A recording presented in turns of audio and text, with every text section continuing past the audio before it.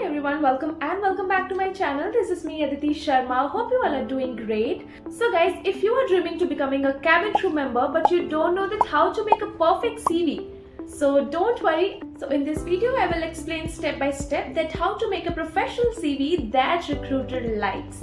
So yeah, without any further ado, let's get into the video.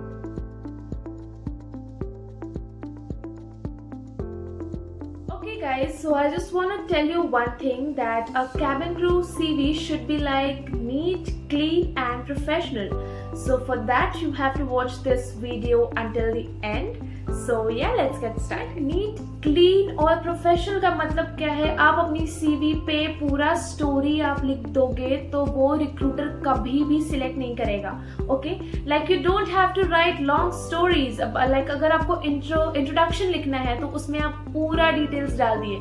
ऐसे नहीं लिखना है. Just you have to write short and crisp introduction जो कि recruiter को पहली बार में ही अट्रैक्ट कर जाए. ओके, तो ये चीज आपको मेक श्योर करना है कि हमको अपने सीवी पे लॉन्ग पैराग्राफ्स नहीं लिखना है. मोस्ट इम्पॉर्टेंट, आपकी सीवी जो है वो ओनली 1 पेज में होनी चाहिए. ऐसा नहीं कि आप 2-3 पेज ले लो. उसके बाद जो फर्स्ट स्टेप हमारा आता है, you have to add your personal details like your name, address and mobile number, your email ID and your height, your weight. ये सारी कुछ आपको मेंशन करनी है. ओके, जो कि आपके पर्सनल डिटेल्स में आएंगी. देन आपको लिखना है ऑब्जेक्टिव, लाइक करियर ऑब्जेक्टिव और अबाउट मी. ओके, तो इसमें आपको किस तरीके से लिखना है मैं आपको जस्ट बता दे रही हूँ कि मैंने अपने इंटरव्यू पे अबाउट मी में क्या लिखा था. तो आप कुछ इस तरीके से लिख सकते हो, like dedicated and customer focused professional aspiring to join IndiGo as a cabin crew with a strong understanding of a service excellence, safety awareness and teamwork in fast-paced aviation environment. Okay, तो आप इस तरीके से अपना करियर ऑब्जेक्टिव लिख सकते हो. आप सर्टेनली कोई भी एयरलाइन का नाम मेंशन मत करना. यहाँ पे मैंने किया है, लाइक मैंने इंडिगो के लिए किया है. तो बेसिकली आपको एयरलाइन का नाम मेंशन नहीं करना है, जो कि मैंने यहाँ पे किया है इंडिगो. आप मत करना. ये चीज मैंने इसमें रिमूव नहीं किया है, मैंने बस आपको बता दिया. तो आप इस तरीके से अपना कुछ जो है करियर ऑब्जेक्टिव वो ड्राफ्ट कर सकते हैं. After that you have to mention your skills, that what skills you have. Okay, तो जैसे कि मैंने लिखा था cabin crew, like basically cabin crew बनने के लिए जो भी स्किल्स रिक्वायर्ड है तो वो चीज you have to mention in your CV. तो मैंने क्या लिखा था? Excellent communication skill, team work, time management, adaptability and problem solving. So this skills are required to being a cabin crew. तो इसके अकॉर्डिंग मैंने सारे स्किल्स अपने लिखे हैं. और गाइज उसके बाद जो आता है वो है languages, like which languages you know, जो कि जैसे कि मैंने लिखा है English, Hindi and Bengali. So English, Hindi मेरा फ्लुएंट है एंड बंगाली लाइक मैं कम्युनिकेशन कर लेती हूँ, बेसिक जो है वो कर लेती हूँ.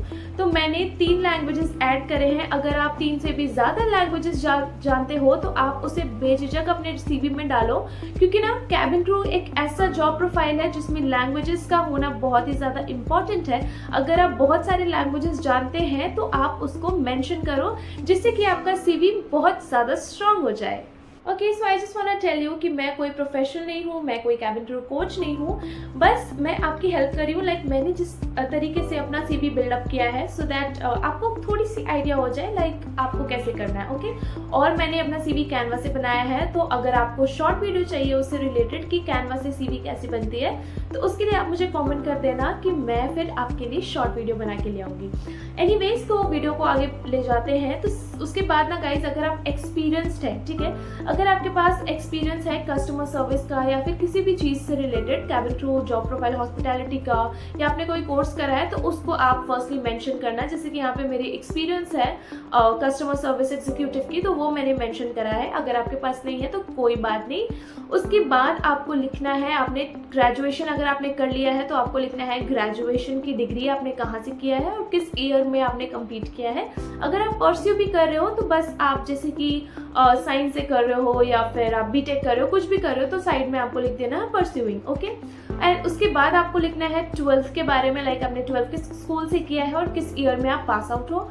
एंड देन उसके बाद आपको लिखना है 10th के बारे में. ठीक है, तो बेसिकली ऐसा सीक्वेंस होना चाहिए, लाइक पहले graduation, then 12th, then 10th. Okay, इस सीक्वेंस में आपको अपना एजुकेशन क्वालिफिकेशन लिखनी है. लास्टली गाइज, मैंने अपनी सीवी पे ये भी मेंशन किया था, लाइक अपनी hobbies and interest. What I have mention, communicating with new people and volunteering and traveling.